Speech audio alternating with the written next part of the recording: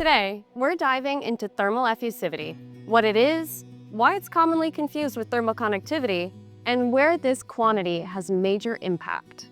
Thermal effusivity represents how quickly a material can absorb heat from its surroundings. It's why wood feels warm, but metal feels cold, even when they're at the same temperature. Metals have higher thermal effusivity, so they draw heat away from your hand faster.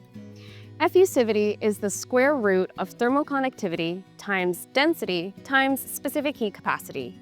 Conductivity is how well heat flows, while density is how much material it is packed in, and heat capacity is how much energy it takes to warm it up.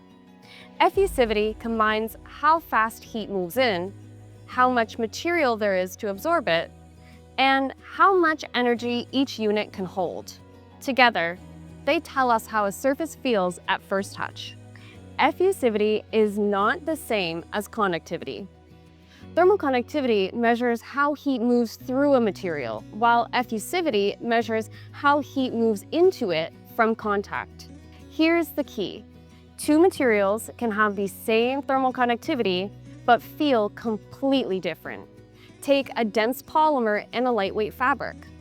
Both may have moderate conductivity, but the polymer feels colder because its density and heat capacity gives it a higher effusivity. Effusivity matters in a variety of different industries where touch and comfort matter, such as textiles and clothing, where comfort is about warmth or coolness. Automotive interiors, like car seats and dashboards, building materials like flooring, and even phase change materials used for energy storage. Effusivity is measured with tools like transient plane source method. Short tests show that first touch feeling. Longer tests reveal how materials feel after prolonged contact. And here's where standards come in. ASTM D7894-21 is the recognized method for testing effusivity in fabrics. It applies to woven, knitted, or non-woven fabrics with effusivity between 35 and 1700. Both the fabric and the sensor must start at the same temperature. It gives us a quantifiable number for how warm or cool a fabric feels to the touch. To clear up the myths, high conductivity does not always mean high effusivity. Density and heat capacity also play critical roles.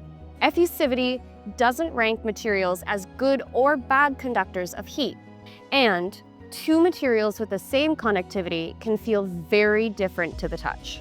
Keep in mind that this standard assumes materials are uniform. Heterogeneous materials can give errors. It is not designed for metals or composites, and although conductivity appears in the effusivity equation, ASTM D7894 is not a conductivity standard. It cannot be used to pull other thermal-physical properties reliably. Here's what you should remember. Thermal effusivity explains how materials feel when touched. It's calculated from conductivity, density, and specific heat capacity. It is not the same as thermal conductivity. It matters most in textiles, comfort studies, building materials, and energy storage.